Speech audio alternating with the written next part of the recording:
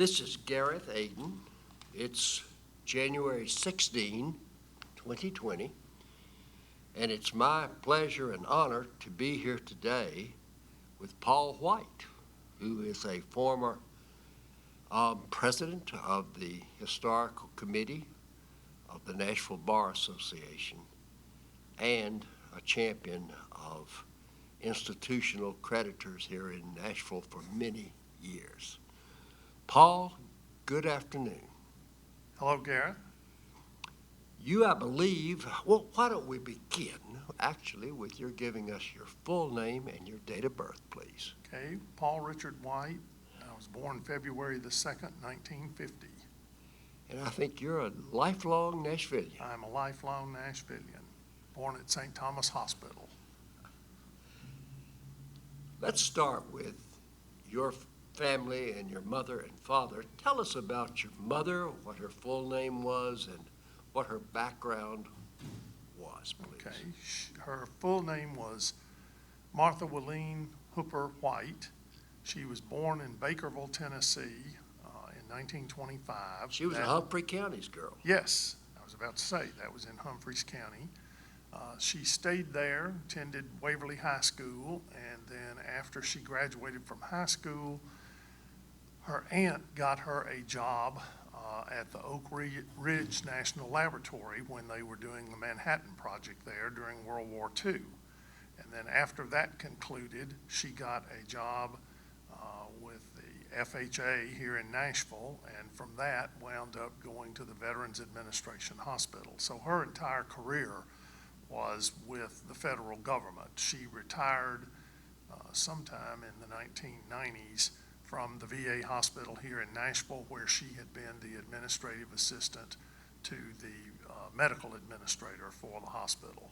So she basically ran the hospital for a number of years. Well, I think she thought she did. Well, tell us a little bit about your mom, her hobbies, and what type of influence she had on your life. Well, hobbies. She loved to quilt, and she was an excellent seamstress. She could make anything with a sewing machine and was very good at that. She made quilts that she gave to most of her nieces and nephews and her grandchildren for significant occasions in their lives, and usually those were wedding presents or graduation presents. She kept a log of all of them that she made, what they were and when she made them and how long she took making them. So I would say that was probably her preeminent hobby through many years. When I was younger, she made a lot of her clothes, and she did an excellent job of doing that. She always dressed very well and very stylishly. What was her main influence, Paul, on your life and your career? Well, she had gone to college for 2 years at Martin College in Pulaski. And I never did get a real good explanation of why she quit, but she quit, and it was one of the great regrets of her life. And I remember when I went to college, she started taking night courses at UT here in Nashville, trying to complete her college degree. She never did do that, but she raised me with a very strong influence on education, making good grades, dedicating yourself to completion of all of the projects that you did when you were a youngster in grade school and middle school and even on up to high school. And she was very interested in you making the best possible grades that you could make. She encouraged me to read. She was a great reader. She would stay up many nights late into the night reading because it was quiet, and that was a time when she could accomplish reading. So I would say that's probably one of the greatest influences. Has she passed away now? Yes, she died in July of 2017. Tell us about your father. What was his name? And tell us about his life and what he was like. Okay, his name was Lacey Paul White. He too was a native Nashvilleian, born here in 1922. He attended and graduated from West High School, which was the farthest he ever went with his education. He got a job out of high school as a rural route mail carrier, and the rural route that he had started at Cherokee Road in Harding and went all through the Belmead area. So that was a rural mail route in the 1940s, and he was the mailman out there. And he was working for the Postal Service when he was drafted into the Army in 1943. And he went to Europe from 1943, well, basic training and so forth. And then he went to Europe in 1944 with the opening of the Second French Front through Marseille, France, in that area. He was in the battles of the Vosges Mountains on the approaches to the fortifications that the Germans had erected opposite the Maginot Line. He was in the Battle of the Bulge. He stayed in Europe after the conclusion of hostilities and was part of the denazification program in Frankfurt, Germany, where he was a mailman, curiously, and also a military police officer. And he returned to the United States sometime in late 1946, resumed his position with the Postal Service at that time. Then he too got a job with the Veterans Administration, from which he retired in the 1970s, early 1970s. And he was for the Veterans Administration, he was a claims adjudicator for veterans' claims through the VA. So he handled a lot of the World War II and Korean War claims for veterans' disability benefits. Has he also passed away? He passed away in October of 1991. Growing up, where was your family home here in Nashville? Well, the first place they lived when I was born was in one of those, at that time, brick rental houses at the corner of Kendall Drive and White Bridge Road. And they were literally at that corner. And then when my brother was born, they took a larger one of those apartments in that same development further down on Kendall. We lived there till 1956, and Dad used his GI benefits to buy a little brick bungalow house that was on Oakmont Circle, and we were the first owners of that house when it was constructed. Lived there till 1963, and then we moved to Near Top Drive, which was on the other side of White Bridge Road. So I attended Martha Vaught Elementary, which was where we were zoned, and then Hillwood at that time was both a junior high and a high school. So I started after graduating in the sixth grade from Martha Vaught, then I transferred to Hillwood, and I was at Hillwood from the 7th to the 12th grades. Well, you played ball right across from my yard at Hillwood. Oh, yeah. Yeah, that's right. I had forgotten that you lived at that corner. Well, how did you do in school during elementary and high school? Tell us Well, about I think that. I did pretty well in elementary school, and I didn't set the world on fire, but my grades were decent. And in the things I was interested in, I made really good grades. I always struggled a lot in high school, in chemistry in particular, I remember, was a real bear. But in the English classes, government, sociology, history, I did very well in all of those. Math, I did very well. It was just science that caused me a problem.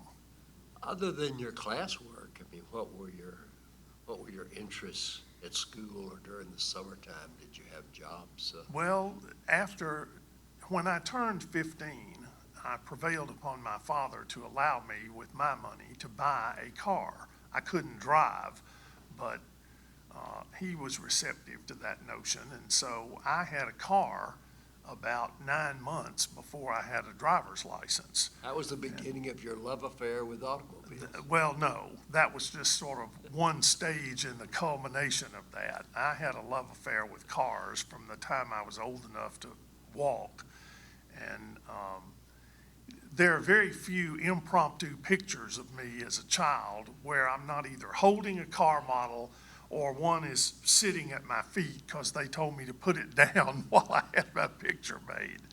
But I had aunts and uncles Dad was the only one in his family who had any children. And so we were the grandchildren for his aunts and uncles, because Dad was also the baby in his family. And they fueled that interest. I had an uncle who was the Studebaker dealer here in Nashville. And so I got lots of little demo Studebaker models from him. As the year's models would change, I would get last year's models when the new ones came out. And they were all little 1/24th scale cars. But before I started driving, I had a little car collection that was about 170 cars. So I have been a car nut all my life. I can't remember a time when I wasn't infatuated with automobiles. During your high school years at Hillwood, did you work during the summers? I had to come up with the money for my car insurance before I could drive the car. That was part of the deal with my parents. So I started working at the Bellmead Kroger in the summer of 1966 when school let out. Couldn't drive, had the car, but I rode my bicycle through White Bridge Road over to the Bellmead Kroger store until I had accumulated enough money from my salary to pay my parents for the additional expense of having me insured to drive the car. And I worked for Kroger for about 8 years. I would transfer back and forth from Nashville to Knoxville as I went to school in Knoxville. So my career at Kroger was almost 8 years between 2 different stores here in Nashville and one in Knoxville. Well, that's a great entree to my next question, and that was going to be, tell us about your thoughts on college and your decisions about where to go. Well, I had wanted, as you and I discussed in a preliminary to this, I had wanted just desperately to go to Vanderbilt. And the only 2 schools that I applied to as an undergraduate were Vanderbilt and UT Knoxville. My family had a history with UT Knoxville. I had a great uncle who had 3 different engineering degrees from UT Knoxville. And he was a commander in the Navy and taught steam engineering at the United States Naval Academy during World War II. And then I had an uncle who was a doctor and had attended the UT Medical School in Memphis. So it just was sort of a natural to apply to UT. Vanderbilt turned me down. UT accepted me, and so I went to school there. My strongest interest had always been in history, and I had always done very well in that. I had been an avid reader of history from the time I learned how to read. I had an uncle who gave me copies of the American Heritage magazine every month. When he finished reading them, he passed them on to me. And again, the aunts and uncles, in addition to the car models, I also got lots of books for birthdays and Christmas, and most of those were American history. And so that sort of led into my deciding to major in history in college.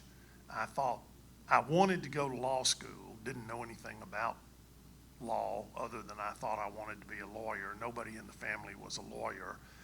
But I determined that taking English and history would be good preparation for law school because there was so much reading and writing involved in both of those classes, and I decided that would improve my skills in expressing myself, and that would be a big boon to getting, or a big boon to a legal career, not necessarily to getting into law school.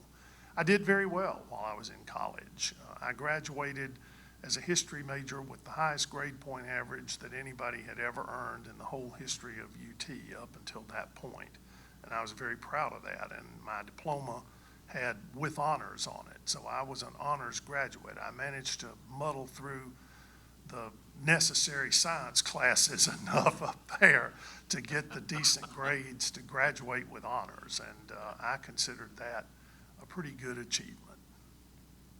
That's quite a story. What about your summers were spent, I take it, working at Kroger? I had an aunt who worked for the telephone company, and she would line up for me as many cars to clean up for the young girls who worked at the phone company as I could handle. And I think part of her plan there was hoping I would meet some nice young girl and it would blossom into a romance.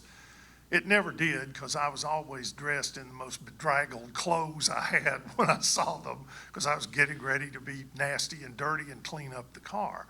But I would pick up those cars, and it would take me all day on my day off to clean up a car. So between doing that and working at Kroger, and I had a second job. One of my friend's father owned Cosmopolitan Rose Patton Funeral Home. So they developed the Harpeth Hills Cemetery out on Highway 100, and I spent 2 summers in the mornings before I would go to work at Kroger in the afternoon. We were at the cemetery at 7 o'clock doing physical labor, digging graves if you had a grave to dig. Otherwise, you were doing other things. I remember we dug out for walkways that were placed out there, and we helped the masons who laid out those walkways, which were then stone and concrete. It was a concrete base, and you put the stone down, and then you filled in between the stones. So I spent 2 summers out there doing that. So yeah, I had a pretty full plate in the summertime. Yeah, you had very little idle time all the way through your undergraduate. Right. I mean, I work. did on the weekends, maybe Friday and Saturday night, if you were dating some girl whose parents would let you pick her up at 9 o'clock at night. But Sunday afternoons, that kind of thing. Kroger actually used to close back in those days. So you had some time, and depending on your schedule, sometimes you'd go in on Saturday at 8 o'clock and you'd be through at 4, so you'd have Saturday night for socializing. But it was a pretty tight schedule. When was your graduation in about 1972 from undergraduate school? Yes, graduated in June of 72. So if you don't mind, tell us now, or follow up at least, on your idea of going to law school and what you did after graduation. We've talked about that before as well. I didn't have anybody that I knew to advise me on going to law school. And Dad worked with some lawyers at the federal building, but most of the ones who worked at the VA had gone to the Nashville, or that time the YMCA night law school, and gotten their degrees while they were already working for the federal government. And I talked to a couple of them, but they didn't have the ability to shed a whole lot of light on any ideas about law school other than what they had done. And so I applied on my own to the University of Tennessee, to Vanderbilt, and to the University of Virginia, because I had some family connections with all 3 of those universities. And once again, Vanderbilt turned me down. I never did understand why. I had really good grades when I applied to law school. I was accepted at Tennessee and I was accepted at Virginia, but I got Go irritated. figure that one out. Well, I got irritated because Vanderbilt turned me down, and looking back, I made probably a very stupid choice, but I decided, well, I could get a job and go to work and go to law school at night here in Nashville, be back home, and of course the night law school was considerably less expensive than going to either one of the other 2, and they had set up where you could pay so much each month to go there, so it made it very handy to arrange the financing for going there, and not realizing that it made a difference where you went to law school. I just sent in letters of resignation to the classes at Virginia and Tennessee and signed up to go to the Y, and went there for 4 years and graduated in 1977. I stayed out a year to find a job and try to get situated before I went back to law school, since I had turned the other 2 down. It had been my intention to go on in the fall of 72 to Vanderbilt if I'd been accepted there. So your graduation then would have been in about 77? 77. I graduated from law school and passed the bar and was admitted to practice in October of 77. Looking back, Paul, are there any of your professors there at the Nashville School of Law that stood out or really seemed to make a difference in your career or your projection as a lawyer? Probably not in my career. there were a couple who stood out because I wondered how in the world they got to be professors out there. There were also a couple that I thought were very, very good. I'm trying to remember now. Ethics was taught by Ben Cantrell, and that was a prize. Tom Shriver taught criminal law. He was an excellent instructor, and of course was serving then as the district attorney for Davidson County. You hadn't told me we were going to talk about this, and it's going back a long time. I'm trying to remember who else I had out there. I know there were a couple of other judges. I can't remember now. Judge Todd taught evidence. He was on the Court of Appeals then. He was very strict and a very harsh taskmaster, I thought. You learned a lot in his class because you had to in order to get out of his class, and it was one of the requirements, of course, for graduation. But I didn't, in the sense of making any contacts that lasted or furthered my career, no, I didn't have that experience. While you were going through law school, did you also have a job here in Nashville?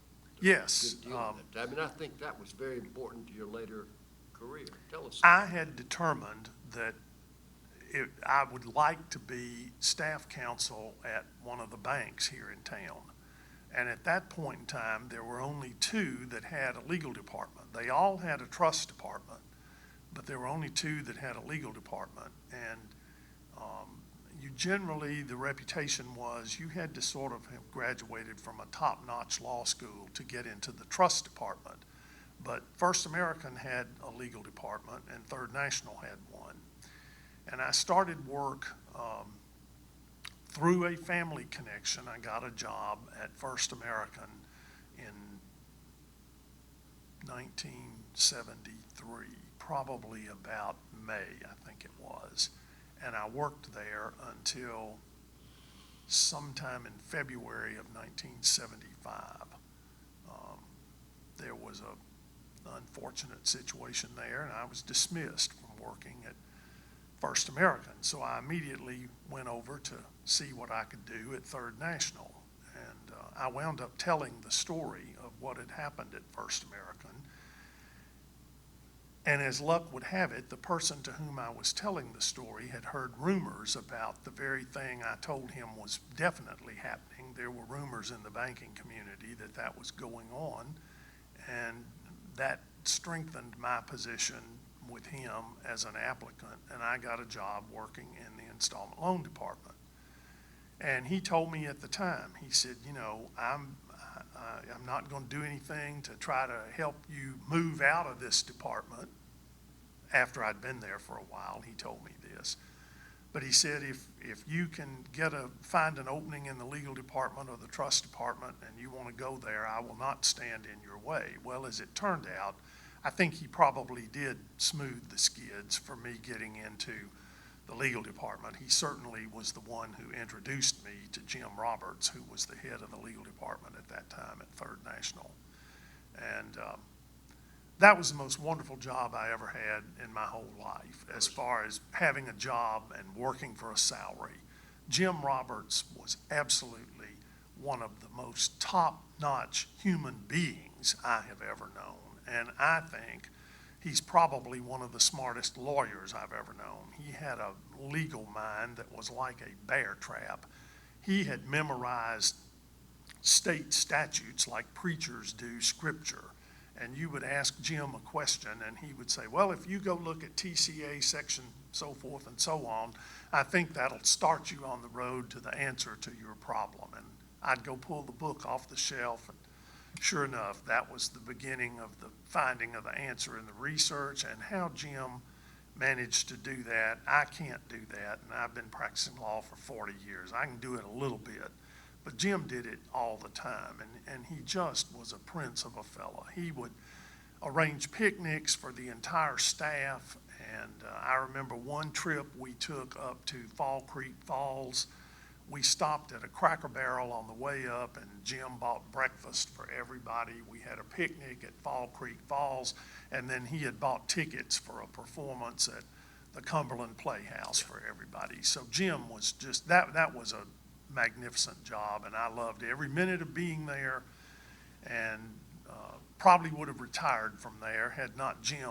retired, and they brought in someone else who didn't like me for whatever reason. Well, Paul, I knew Jim Roberts also, and I second your feelings about what a fine, not only a fine lawyer, but a fine gentleman he was. He just He really was. I mean, Yep. he was interested in your family. He would ask you things about your wife and your children and your wife's career, and it wasn't just superficial. He genuinely was interested. Speaking of that, while you were at law school and also working for the banks, did you happen to get married? I did. I got married in 1975. I was halfway through law school, and she was a CPA and had a job with the Office of the Comptroller of the Treasury for the state of Tennessee, and she eventually became one of 3 assistant directors in that division. She had one of the best jobs that any woman at that time had in the state of Tennessee. She supervised about 220 people, and when the various component parts of the audit for the state of Tennessee were pulled together, she was the one who was responsible for pulling them all together and publishing the audit that came out every year that was like a telephone book.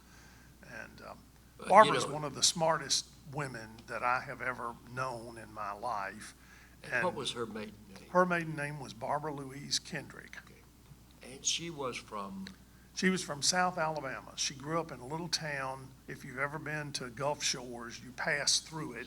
It's called Robertsdale. Nobody takes note of it because there's nothing going on there except the road to Gulf Shores passes through. But she lived there until she went off to college, and she went to the University of Alabama at Tuscaloosa. She went there because of the football. She said the whole time she'd been in high school, her team at high school probably hadn't won 2 games, and she was so tired of rooting for losing teams that she decided the reason she went to Alabama was because of the football program. How did you meet her? I met her on a blind date that was arranged by the aunt I referenced a few minutes ago, who was working for the telephone company. She lived in the apartment building with Barbara, and this was before cell phones, and she kept telling me, she said, I'm going to call you morning, noon, and night until you go out with this girl. You're going to have at least one date with her, and then, after that, it's up to you all, and I'll leave you alone. But unless and until you ask her out, I'm going to just bug you to death. So finally, in exasperation and to get her off my back, I called. I was not a big devotee of the blind date concept, but in this instance, it worked out. And It sure did. It did. And we've been very happily married, soon be 45 years. We've had 2 sons. We've raised them. And she was one of Bill Snodgrass's top lieutenants. She was. For all the years she started working there in 1974. She retired twice. She retired the first time, and they called her back under that program they've got where they bring you in to work so many hours a year. The Greer consent decree on the TennCare problem was in place, and it turned out that she had been trained to handle compliance with the Greer consent decree. And I don't know any of the details of it, but it apparently was so convoluted that nobody else wanted to learn how to do it. And if they assigned somebody for her to train them, then that person either transferred to some other department of state government or quit. So she worked for another 7 years part-time until she finally fully retired in 2014. And of course, by that time, the Greer consent decree was winding down, and they have subsequently ended that, and so the state no longer has to do all that compliance work. Wow. You mentioned that you had some sons. Tell us about them and Well, where they went to school and what they're doing. my oldest son is Paul Richard White Jr. He went to UT for 2 years in Knoxville and then transferred back here to Belmont and graduated from Belmont. I can't remember the year exactly, about 2002, I think, or something like that. He too had a degree in history and a minor in English, and then he went to MTSU and got his master's in history at MTSU, and he is now one of the curators at the Tennessee State Museum. He is curator of 18th and 19th century history there, and designed and implemented the entire Civil War gallery at the new Tennessee State Museum. Well, we now know where he got his interest in history because that's Pretty one of your sure- interests. Yes, it is. It always has been. I have to say, I can't express my degree of pride that both of my sons followed in my footsteps. My wife asked the older one day, she said, "Why didn't either one of you become an accountant?" And he said, "Mom, you have to be real smart to be an accountant. You can't just fall into that."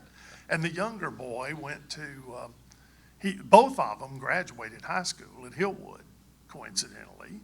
And the younger one, Thomas Kendrick White, named for his maternal grandfather, is a lawyer. He went to UT in Knoxville, graduated from there, got disappointed because they turned him down for law school, and he was accepted at Cumberland at Samford in Birmingham. And so he attended Samford, graduated from there. He is now a member of what used to be Frank Ingram's law firm down in Yes. Brentwood, Yes. now known as Fidelis Law. He's down there with Rob Patinas and a couple of other guys. So there is a lawyer also. So there's also another generation of a lawyer. And he did have some advice from somebody on going to law school. And I told him, I said, well, I don't know where you'll wind up going to law school, but you need to apply at some of the better law schools because it makes a difference where you wind up going to law school. Are you a grandfather yet?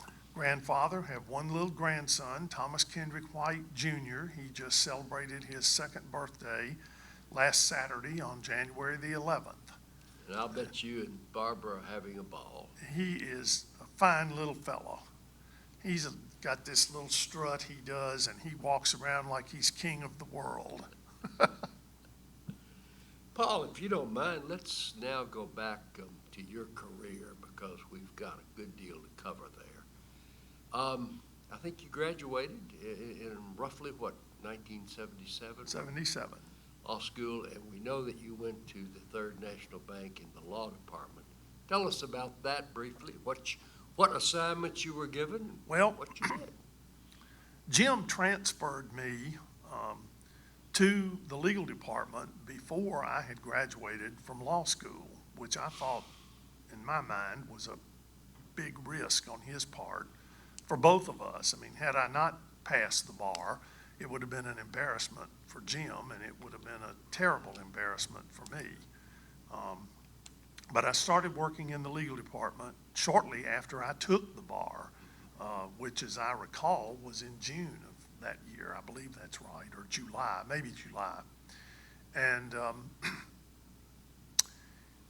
the bank was starting a massive advertising campaign on doing second mortgage loans. So Jim determined that I was going to be the one in charge of the legal aspects of the second mortgage loan department. And they had hired some ladies to prepare the documents and follow through the paper flow on doing these mortgage loans. But I was going to do all of the preparation of the form documents for the bank's use. So Jim comes in and brings me a stack of books that's, about 18 inches thick, and lays them on my desk, and he says, "I think these books will be of help to you in the assignment I've given you for doing these documents." And he left, and I looked at those books, and I thought, gee, I thought I was through with law school and all these books. I don't know about this. And I had no clue what kind of documents that you needed for a mortgage loan program. I mean, I was just a lost ball in high weeds. And my secretary came in, and one of those, she was old enough to be my mother. And she came in while everybody was at lunch, and in a Della Street pose, she sits down on the corner of my desk. And she says, "You look like you've lost your last friend in the world. What in the world is wrong with you?" And I told her, and she said, "Well, just buck up. Let me tell you how we're going to do this." She said, "We've had all these lawyers in here that are out of control. We can't do anything with them. They won't listen to any advice." She said, "So I'm going to help you do this, and you're going to read what you need to read out of those books, and I'm going to type the stuff up for you. And what we can't find in the books, we'll just make it up as we go along." And she worked for me for off and on for probably 10 years. And I reminded her when she retired finally that we had made up a lot of it, and we did. But in the course of working there, I drafted a guarantee that became the standard for a commercial guarantee in Tennessee. It was ruled upon by the state Supreme Court in a series of appeals that went up on a case from Third National Bank. And I did do all of the loan documentation for them for the second mortgage loan program. And for a long time, I thought I was a pretty good real estate lawyer while I was doing that for the bank.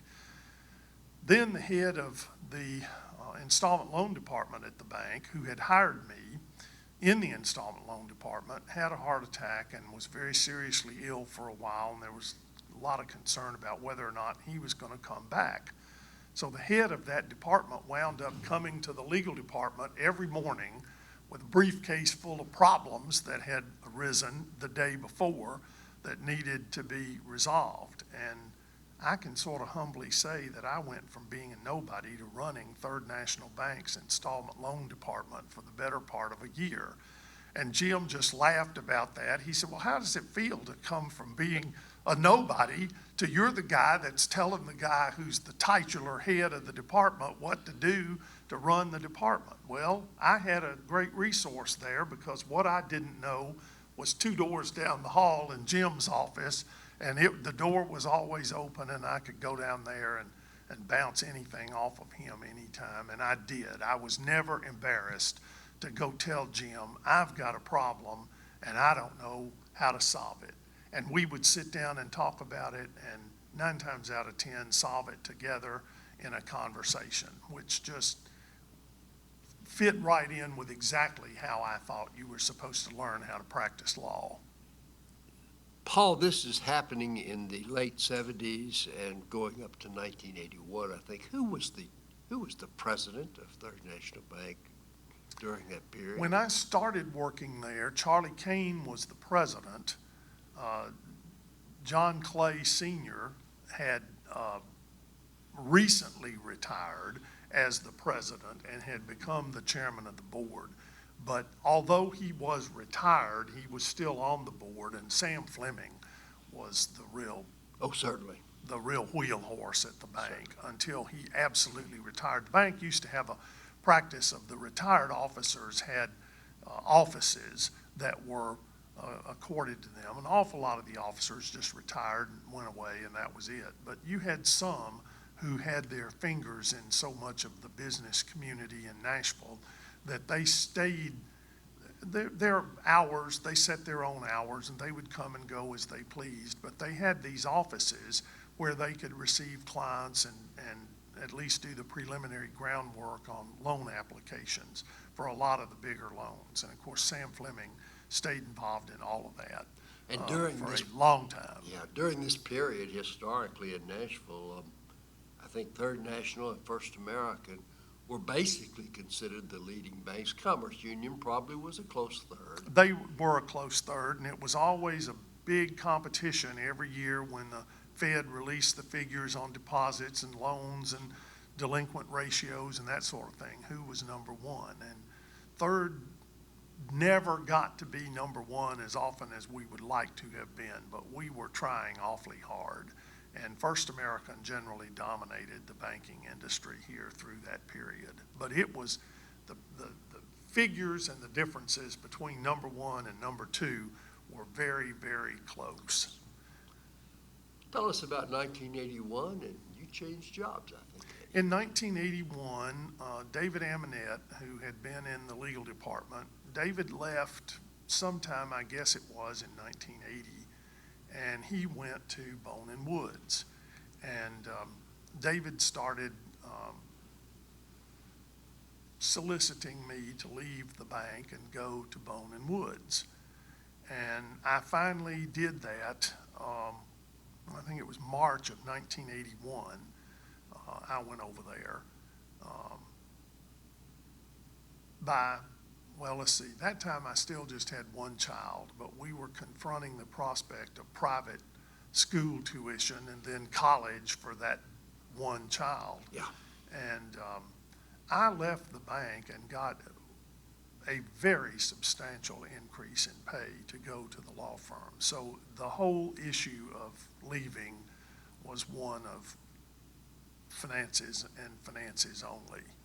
There was no disaffection with the bank whatsoever. And I was very disturbed about leaving Jim Roberts because I felt like in some ways that was personally being unfaithful to him, but also losing the capability to have his brain to consult with on a moment's notice. I believe you were at Bowman Woods for a couple of years. What type of work primarily did you do there? Was it similar to what you I did done? pretty much the same things there that I had done at the bank.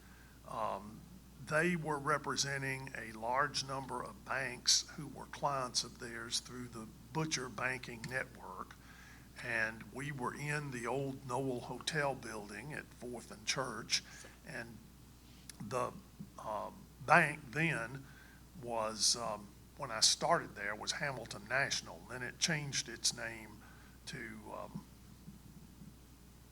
something that had Southern in the name. I'm drawing a blank at the moment, but in any event, it was an affiliate of the Butcher Banks.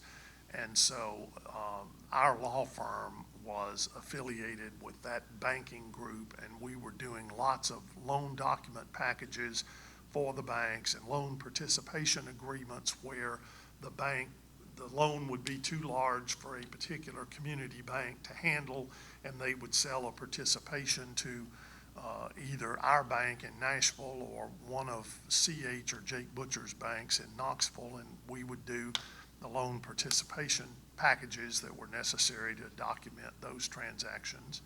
I did some real estate work. I was doing a lot of collection work, repossession work, pretty much all the same kind of stuff that I'd been doing for Third. Right. What eventually happened? Well, Easter weekend of 1983, the Butcher banks were taken over by the Fed. And so by the time the summer arrived, I think it was maybe late May of that year, the law firm was needing to control overhead because our clients were falling by the wayside one after another, and the Fed was taking over all of the Butcher banks in a domino succession. I remember that period. And Not happy. so they did a reduction in force, and I was laid off as a consequence of that. So I started in private practice then with an association of attorneys that included at that time Larry Edmondson, and we were down at the old University of Tennessee building at 808 Broadway, across from the federal courthouse. And I stayed there from 1983 until 1985. Again, continuing to do the same kind of thing, starting to do a fair amount of probate work because one of the lawyers in there, his father was the managing partner of one of Nashville's investment firms that at that time handled a lot of the portfolios for a wide range of Belle Meade individuals. And so his father was funneling to us a fair number of Bellmead estates, and he was getting me to assist him with those. Well, that's a broadening of your practice that I think you basically stayed with I throughout did. the remainder of your practice. And I'm still, the principal part of my practice at this point in time is related to probate matters. Stayed there till 85 and got a phone call one day from my former secretary, and she said, "I've got a question for you. If someone were to call and offer you a job in the legal department at Third National Bank, what would be your opinion of that?"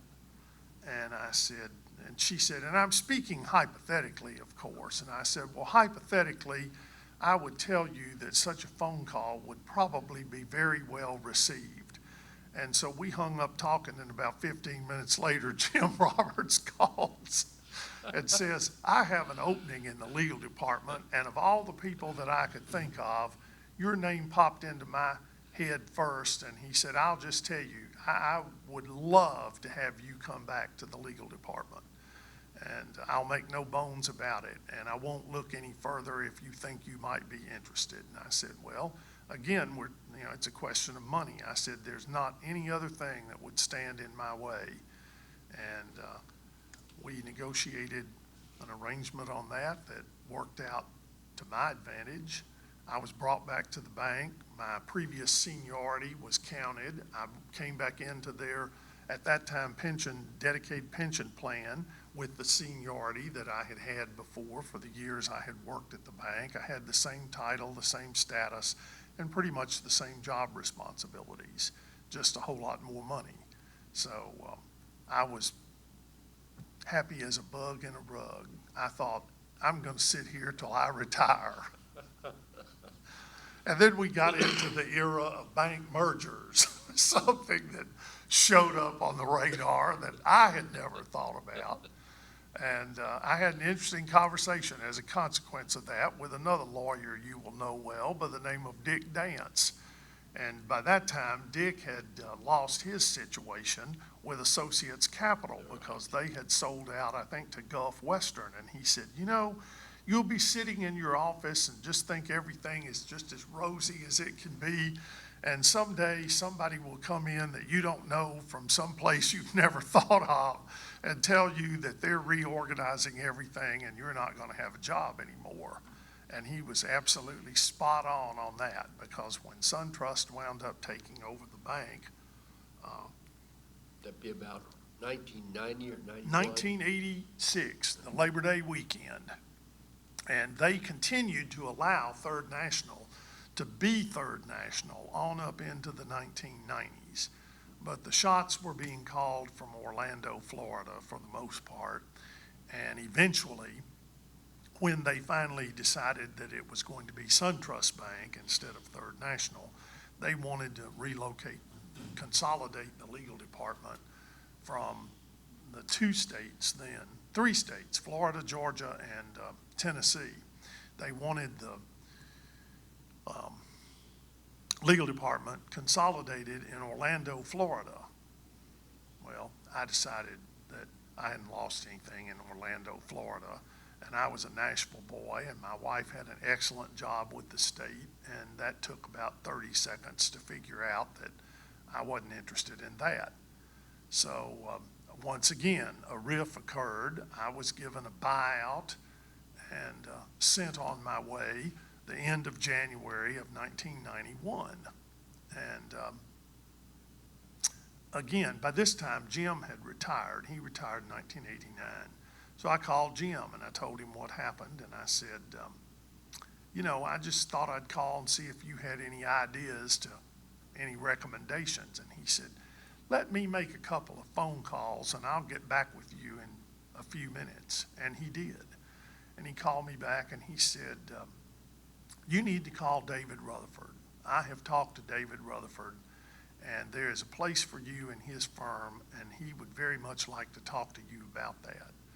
And I said, "Now, Jim, is this a real deal, or is this just, a kind of a sideways conversation on this?" He said, "No, I talked to him." He said, "Dave and I were law school classmates, and I know David very well. And he said, and you know David very well. And we had interacted in lots of litigation in the General Sessions Court, a lot of times just being over there trying cases on the same day.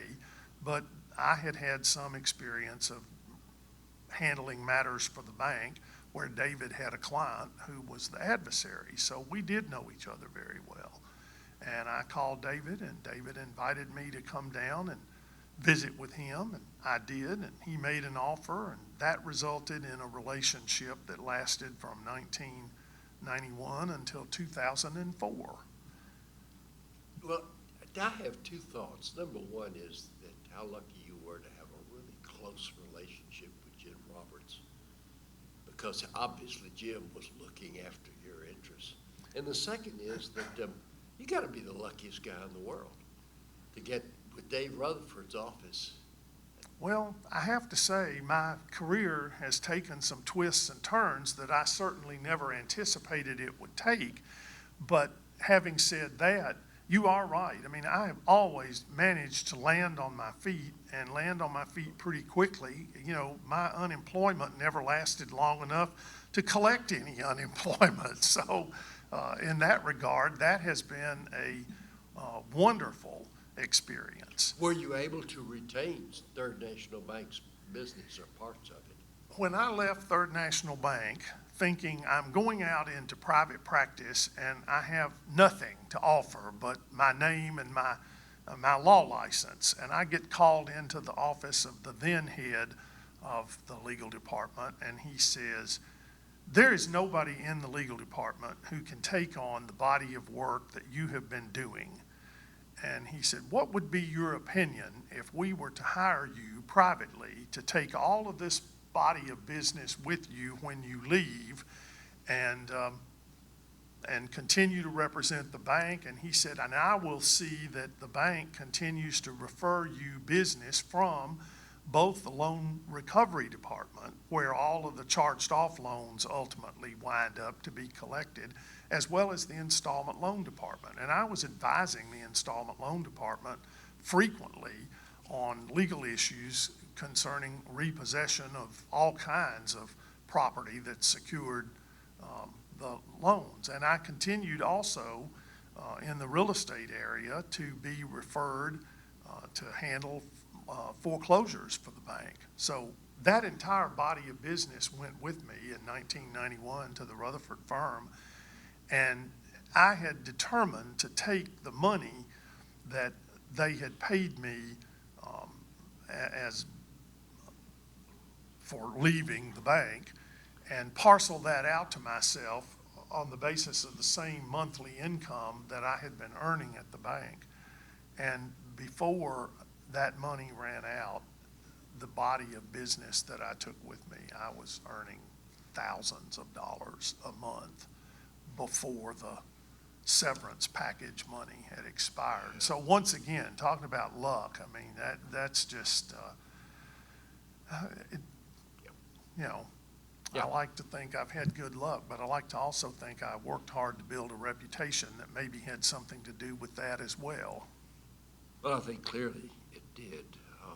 Take just a minute. I don't want to take too much time, but to tell us about the people that you practiced with for, gosh, over 10 years at the Rutherford firm.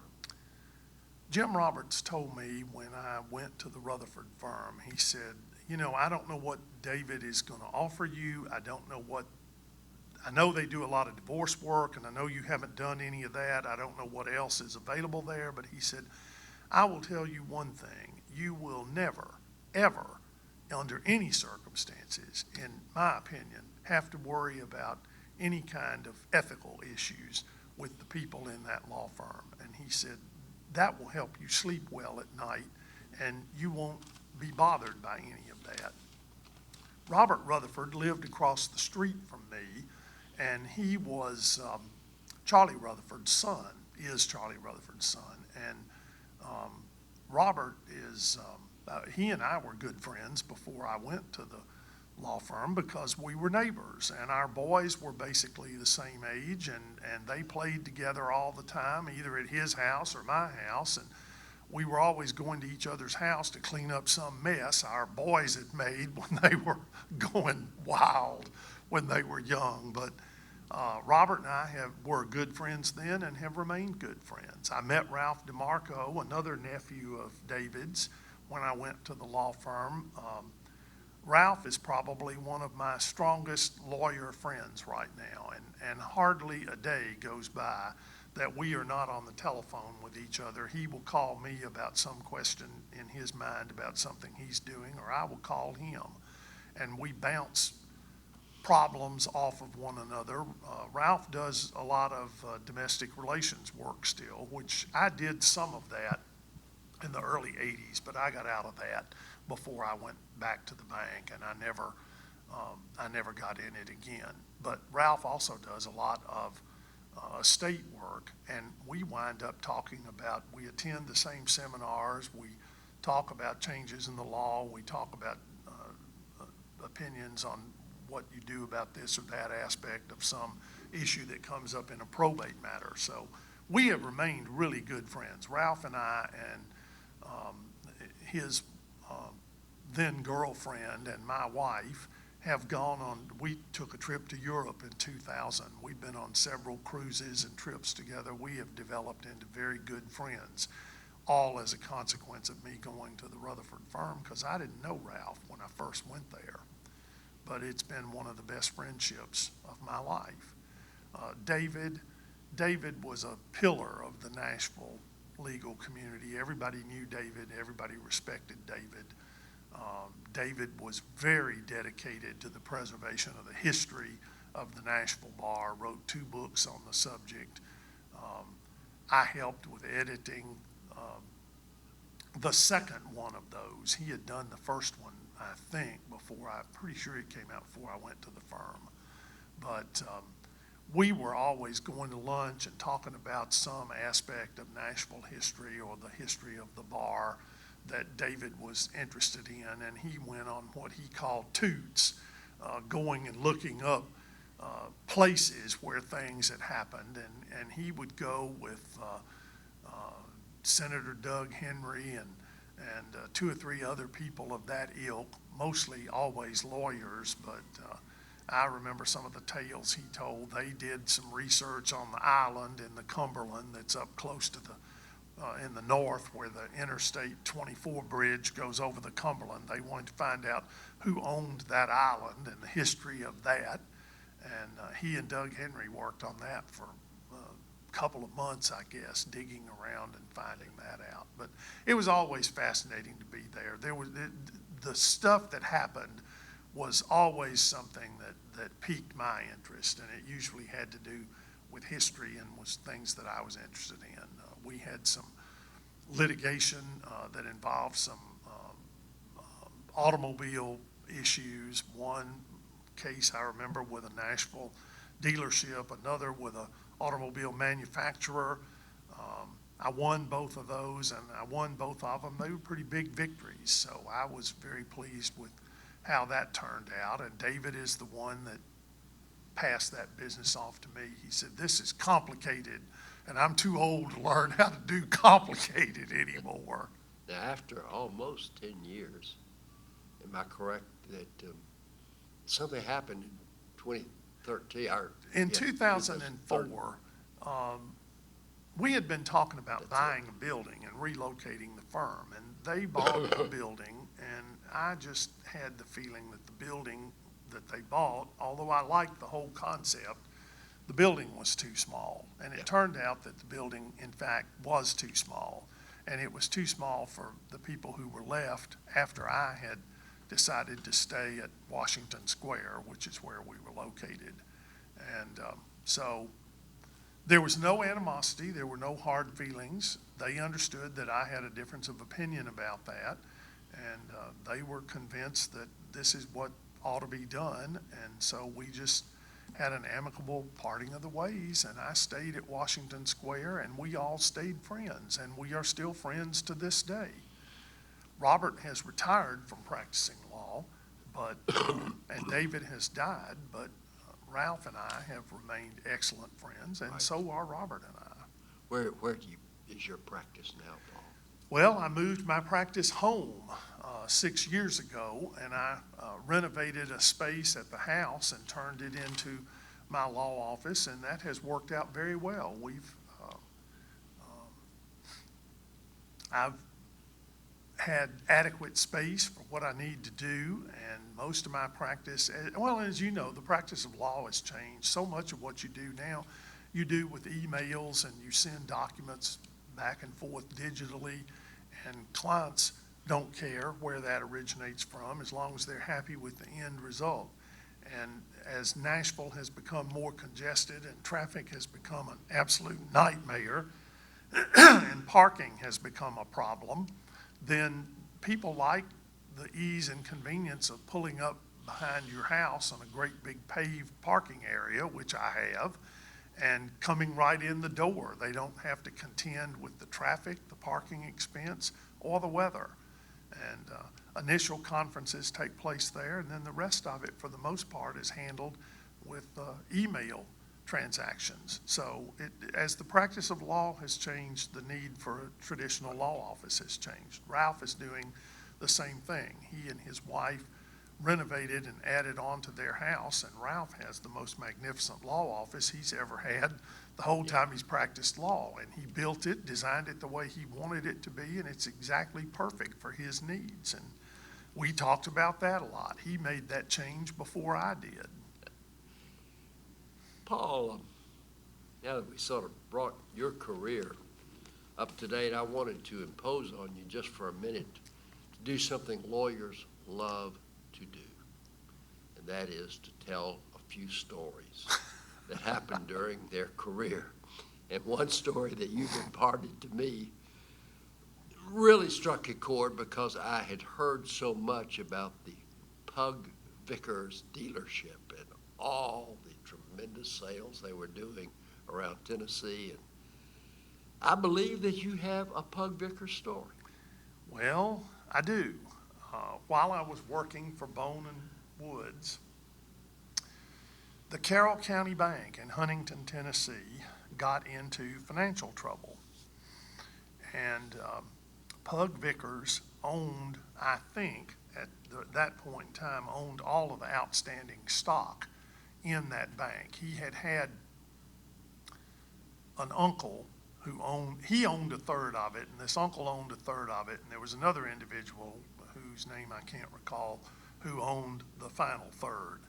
And the uncle was accidentally killed in a hunting accident, and Pug wound up in control of his share of that stock as a consequence of his death. And then somehow or other wound up with the other third. I think the other individual decided he didn't want to be in banking anymore. He wound up selling it to Pug. But in any event, in order to make those financial arrangements, he had borrowed money, pledging the stock as security for the loan with the, I believe it was the United Southern Bank, now that I think of it, that the old Hamilton National became here in Nashville. The loan went into default, and foreclosure was had on the stock, and United Southern wound up owning the stock of that bank. And so it fell my lot to go down there and try to collect on that delinquent loan portfolio and return the bank to a solvent position before the Federal Deposit Insurance Corporation took over the bank. Yes. So there were a lot of social and political ramifications to all of that, and the end result was a lot of lack of trust and a lot of concern for safety going and coming to Huntington. And I and my law clerk and my secretary from Bowman Woods would gather up her, I guess it was a typewriter then. That was before you had PCs. And her fancy IBM typewriter and the clerk and boxes of files, and we would go down there, and we wound up putting together and filing about, I think it was 65 or 70 lawsuits in the Chancery Court. We held them all to file them at one time so that that would make the newspaper down there. And when we went in to file those, the clerk and master's office at that time was one older gentleman who was in his late 70s or early 80s. He had no secretary. He sat there and typed with the hunt and peck method with 2 fingers, and he was just overwhelmed when we brought all these lawsuits in to file, and he's got to issue all these summonses. And the time we went down there and filed all the lawsuits, they were all pretty much some sort of business acquaintance or involved in the business with Pug in his car and motorcycle dealership operation down there. And he had for years provided an automobile as an advertising gimmick to John Ward, who was the voice of the Vols on the radio. So one of these Buicks that Pug had in the inventory of his dealership was loaned out to John Ward as a PR ploy, and he had the car in Knoxville. But anyway, we filed all these lawsuits. The next time I went down there, the clerk and master had hired a young lady to help him in the office, and she was just over in the corner at a desk with a typewriter frantically typing away every time I saw her. And the third time I went down there, he met me out in the hallway at the courthouse, and he comes up very effusively shaking my hand, and he said, "I just want to tell you that you have become my best friend in the world." And I said, "Well, how is that?" And he said, "Well, I had just waited and waited and waited about retiring, and I should have retired a long time ago." And he said, "You sort of pushed me over the edge." And he said, "I have retired, and the judge has appointed the secretary I hired as the new clerk and master, and she has hired another secretary." So he said, "We're getting this office in shape." And he was still hanging around and giving advice. But I said, "Well, what are you doing with yourself these days?" And he said, "Most days I go fishing." So he was really enjoying his retirement and having a nice time as a consequence of that. But in the course of all of that, that bank wound up being taken over by the FDIC before the Butcher empire collapsed, because they required somewhere between $5 and $6 million as a capital infusion to keep the bank afloat. And nobody either had the money or wanted to spend the money to do that, so they let the bank fold. In the course of your practice, I believe that the famous, some would say notorious, country music singer David Allen Coe also passed by your practice. Tell us about that. Well, before David Aminette left the bank, he had obtained a judgment against David Allen Coe, and he had levied that judgment on an unencumbered tour bus that David Allen Coe had. And it was during the time period between the levy and the sale.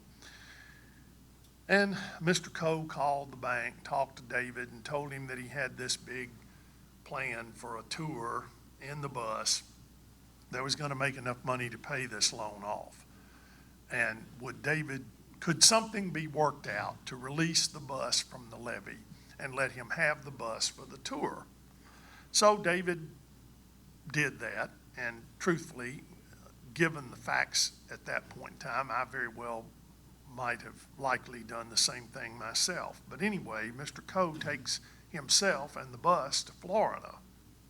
And as you know, in order to get the bus out of Florida, you would have had to have domesticated the judgment in Florida and hired another lawyer down there to do that, and then gone through a levy process down there on the bus. And in the meantime, he could have had a lien put on the bus. So he and David had some conversation on the telephone in which he pretty roundly cursed David out and told him what a fool he'd been to let him have the bus in the first place. And as any lawyer would have done, David got very agitated over this because he had made him out to be a fool for having done what he himself had asked David to do. So David came in to me one day and he said, I need to talk to you about this. He said, I am so emotionally wrapped up in what this guy has done to me that I feel like anything that I do to try to collect this loan might be the wrong thing because I'm so emotionally overwrought and I don't want to do that. Would you take over handling it? And I said, well, sure, but what am I going to do? And he said, well, I don't know. You'll just have to figure out something, but I just don't feel comfortable continuing to try to collect money from this guy. So I worked with the people in the loan recovery department for some time, and we couldn't, between all of us, figure out what to do with him in Florida, and we didn't want to spend, as bankers say, throwing good money after bad to domesticate the judgment down there when he could just as easily move somewhere else when that happened. So we waited and waited, and several years went by, and I got this excited phone call from one of the ladies in the loan recovery department, and she asked me, did I follow country music very much? And I said, well, I like country music, and I listen to it on the radio, but I don't know who sings what. I just know what I like when I hear it. And she said, well, David Allen Coe, you remember that deal? And I said, yes, I remember that deal. And she said, well, he's got this song out, which I think was Take This Job and Shove It, and it was moving up the charts towards the #1 position. It sure was. And she said, is there anything we can do about that to collect some money on this judgment? And I said, well, I don't know. You need to find out who recorded the song, what label it has issued that record. And it was a record back then. So she goes to lunch and goes down here to the Ernest Tubb record shop. And when I come back from lunch that day, a copy of the record is laying on my desk. She had just bought it because she didn't know what might be on the label that I might need. So turns out it was released by, at that time, CBS Records, and they had a studio out here on Music Row. So I called up my friend Doris Ann Willis over at the clerk and master's office, and I said, I need you to do me a favor. I want to issue a garnishment on this, and be sure that it gets filed right away. I want to take you to lunch and run you by out there and let you run in and serve it on them while I circle the block, and I'll come back and pick you up. And that's what we did. So several days go by, and I get a phone call, or get buzzed on the intercom from Jim Roberts' secretary, and she says, there's a gentleman on the telephone who says he's a lawyer in New York City, and he wants to talk to you urgently. And I thought, well, who can this be? So I pick up the phone, and it turns out the gentleman on the phone was chief counsel for CBS Records in New York. He had gotten the garnishment. He was about ready to answer the garnishment, and his only question was, he said, the garnishment came in, and it simply says Metro Courthouse, Public Square, Nashville. What is the street address? And I said, well, there is no street address. That's the address. If you put that on there, it'll go back where it needs to go. And he said, well, I'm putting a check in the mail this afternoon. And I said, well, do you mind my asking how much money we caught? And he said, all of it. You got all of it. The judgment is going to be paid in full, which of course included additional court costs and interest on the judgment up through that point. And I think back then the interest was 10%, so it was not to be ignored. And I hang up the phone, and Virginia buzzes me again and says, well, now there's somebody on the phone holding for you who says he is David Allen Coe. And I thought, well, this will be an interesting telephone conversation. So Mr. Coe and I had had a conversation. After I took over his loan from David, I called to see if I could work something out with him, and he had cursed me pretty roundly and told me with a great deal of emphatic curse words to collect my loan the best way I could. So I let him talk, and he goes into this long explanation of how rough things have been in the business, and he's gotten his first break, and this is a real opportunity for him, and is there any way that I could release that garnishment and let him pay payments on it in installments? And I thought for a long time before I said anything, and I said, Mr. Coe, hell will freeze over tighter than a drum, and every brass band in the world will be playing Dixie before I voluntarily release this garnishment. And he said, he pauses for a minute, and he says, well, I can't understand why you would take that position. I'm trying to be reasonable and work this out. And I said, I'm just doing what you told me to do the last time we talked about this loan. Long pause, and he says, was that you? And I said, that was me. So he says, then he launches into another string of cursing and tells me what a snake in the grass I am to wait all this time for him to finally hit it big. But we got the check, and Jim Roberts told me, he said, now you can make all the photocopies of that check you want to for bragging rights, but you've got to send the check to the loan recovery department. But up until that time, and that wound up being, I think, about $38,000 as I recall, and that was the largest hit I had ever made in one fell swoop on a garnishment up to that point in time. I'm confident that was one of the happier days of your life. That was one of the better days of my practice of law. I thought, there are just sometimes when it works out like it should. That's right. I don't want to take too much time with it, but there's one more story, and I don't want people to think that all you did was work in the music business, but I think you also got to know Billy Bob Barnett, the famous tavern owner from Texas, and George Jones. I did. Could you briefly tell us about that? Well, that was after I was in private practice with Bowman Woods, and we wound up representing Billy Bob Barnett, who owns Billy Bob's out in the Dallas-Fort Worth area in Texas. And Billy Bob was an interesting character. He was a great big guy, sort of built like Hoss Cartwright, and he had a big 10-gallon wide-brim Stetson white cowboy hat, high-heel boots, and he made a formidable impression when you met Billy Bob, and he was trying to negotiate. At that point in time, George Ritchie and his brother were representing, George had divorced Tammy Wynette, and one of them was the manager, I can't remember which, was the manager for Tammy, and one was the manager for George. And Billy Bob was trying to buy George's management contract from the Ritchies and get them out of the promotion of George's career. So we had a meeting here in Nashville with a banker with Commerce Union to attempt to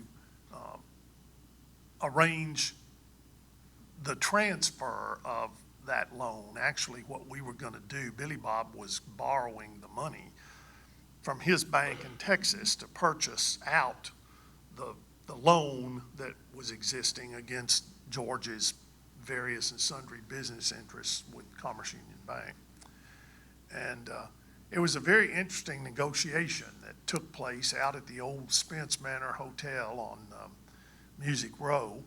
By that point in time, the Spence Manor had bought that guitar-shaped swimming pool from Webb Pierce.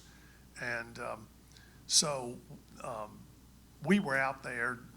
The suite that we were occupying had a living room and a dining area and a kitchen in the central part, and then 4 bedrooms. It was a fairly large suite. 4 bedrooms opened off of that area. And as each group of lawyers and their clients would negotiate some facet of the contract, then it was sort of like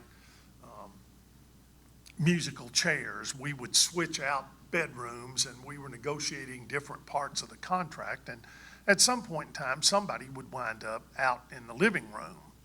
And I found myself out in the living room, and the only other person there was George Jones. And George was occupying himself. There was a large square coffee table between 2 sofas. And George was rolling a nickel across the coffee table. He would roll it across the coffee table, and then he'd get up and go around the table to the other side and roll it back. And this went on for a long time, and I didn't say anything to George, and he didn't say anything to me. So finally he said, you know, they say I made $6.5 million last year. And I said, well, that's the figure I've been hearing. And he said, all that stands between me and being flat broke is this nickel right here. And he went on to explain about all the hangers-on that had to be paid and were on the payroll. And he didn't even know what it was they did, but they were just on the payroll. And his clothes were in hock at a local cleaning establishment, and his car was at the Mercedes dealership with a mechanic's lien on it, waiting to be paid before he could pick it up. And he said, I hope that we can get this worked out, because I can't do anything without my clothes. And he said, these are all my show clothes that are in at the cleaners. And this was in George's no-show period, when he would enter into contracts and then just not show up. He was having a hard time. He was having a hard time at that point in time. And a lot of people were lined up to sue him, and there were a lot of issues to be resolved. We never did get them all resolved, but that was a fascinating day that I spent at the Spence Manor, in and out of those various rooms, negotiating and sitting there talking to George Jones, who was a very nice man. But he was not a business person. Right. You know, one other thing I want to mention before, we've still got one area of your life that I want to cover. But there's a rumor in Nashville that you're the attorney who recognized Webb Pierce appearing as some other person. He was dressed up so no one could recognize him, and had him served. Well, that goes back before the George Jones story to when I was still at the bank. The bank had a loan. Webb had gotten in trouble with his neighbors out there on Curtiswood Lane, where the governor's mansion is located, and Minnie Pearl lived out there, and several other luminaries. And he was bringing busloads of country music fans out there to see his guitar-shaped swimming pool and selling them his CDs or records at that time, I guess it was, and creating kind of a disturbance on Curtiswood Lane that the neighbors got all up in arms about. So he entered into a partnership with the man who then ran the Nashville Speedway. And and this gentleman, whose name I still have not remembered from our last meeting, but anyway, they took out a loan at the bank, and they built a replica of the swimming pool up on Music Row, where it was more conveniently located for the bus traffic and all that sort of thing. Well, the loan fell into default, and again, I was called on to foreclose the loan. And we were concerned about why that would happen, because Webb had excellent credit, and it was a surprise to everybody that we were having a problem with the loan.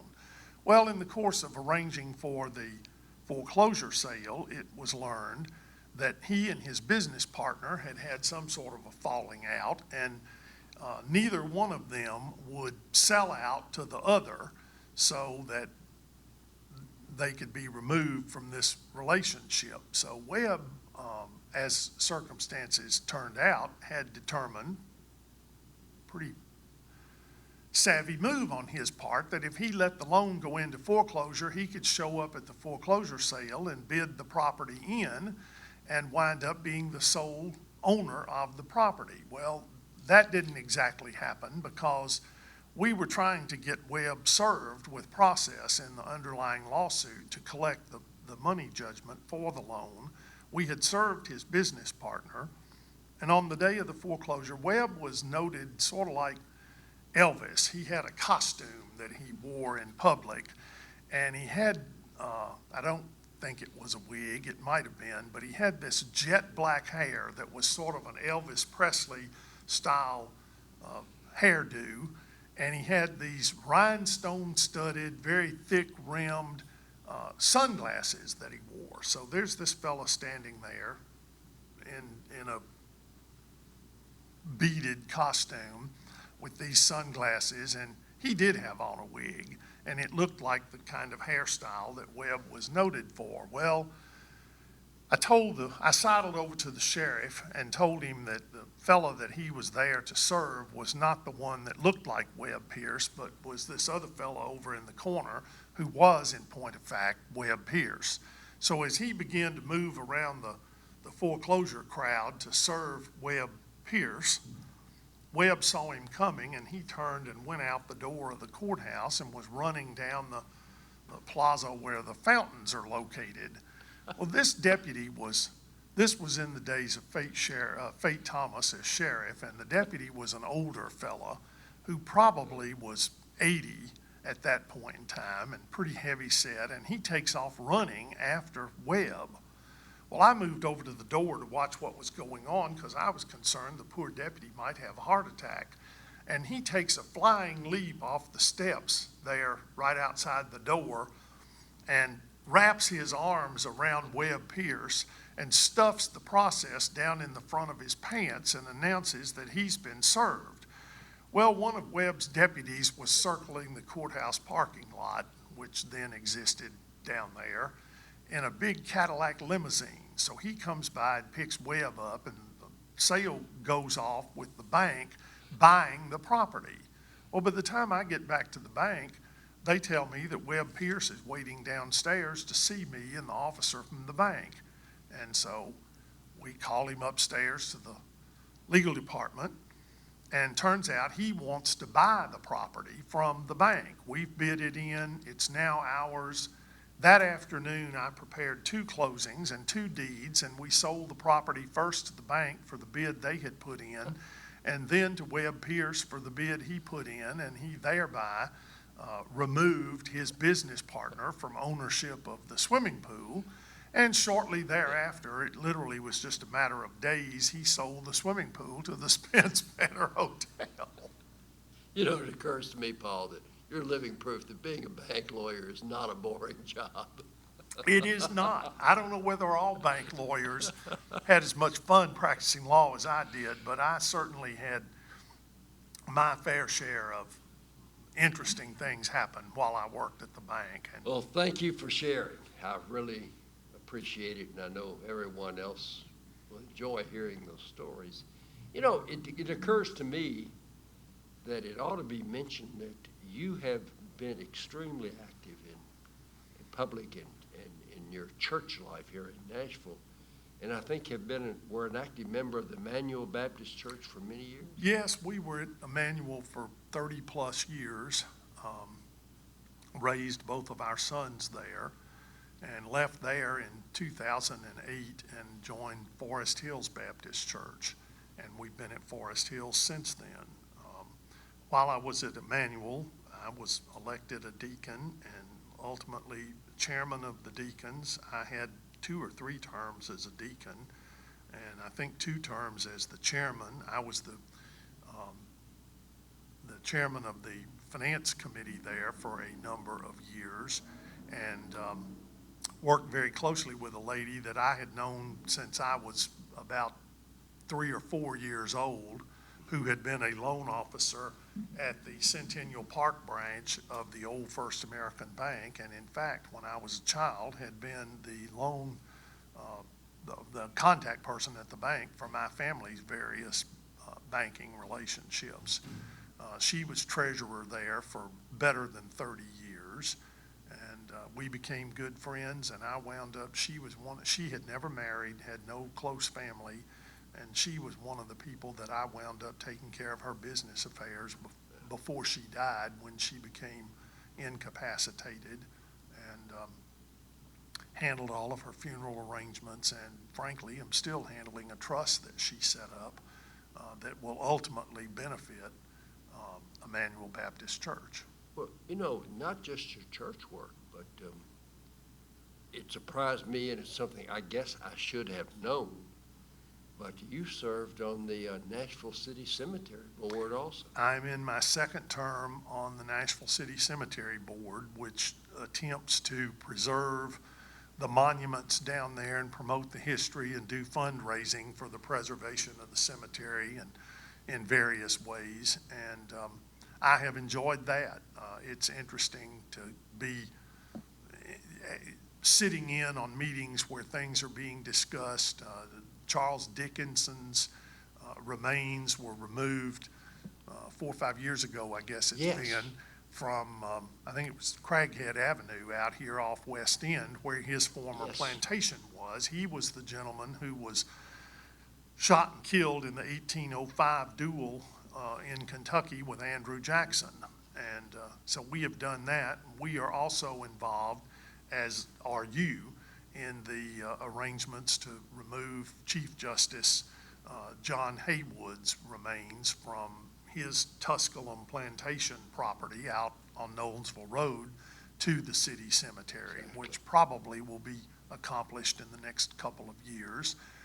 We also were involved in, at the family's request, in removing Felix Grundy's remains from Mount Olivet Cemetery and returning them to the Nashville City Cemetery, where he was originally interred when he died. And I believe I'm correct. I know he was Attorney General of the United States. I believe he was Andrew Jackson's Attorney General.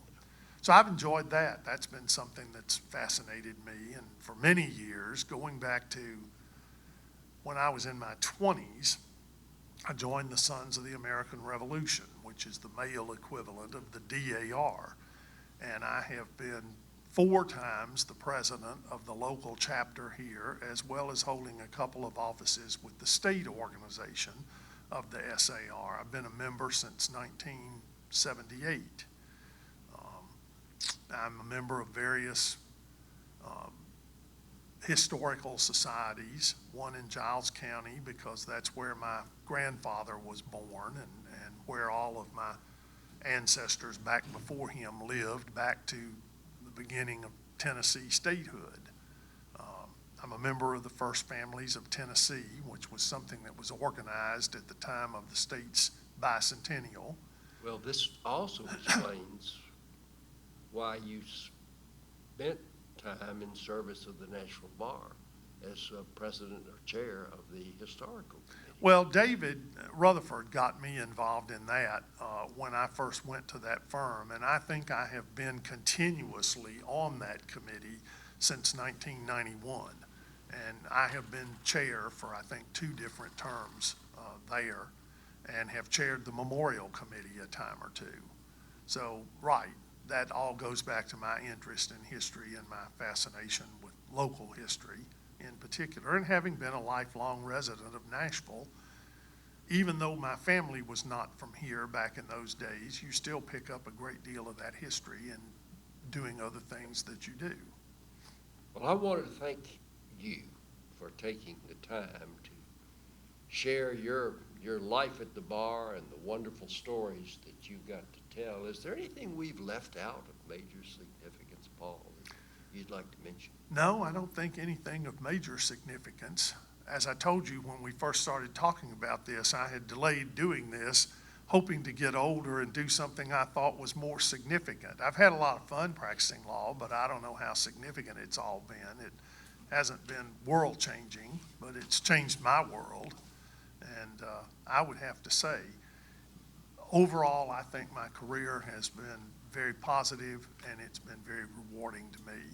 And obviously, I thought enough about it that I influenced one of my sons to follow in my footsteps and be a lawyer. And I would suggest to anybody who wants to make a significant contribution and be a contributor to what goes on in the world, getting a law degree, whether you ever practice law or not, is a magnificent foundation for any business undertaking. And it will equip you for success in many different areas. And I think Nashville still offers even more opportunities to those who want to practice law than it did 40 years ago. Well, thank you for not only practicing law, but being a leader in the legal community. Thanks very much. Well, thank you, Gareth. I've enjoyed this.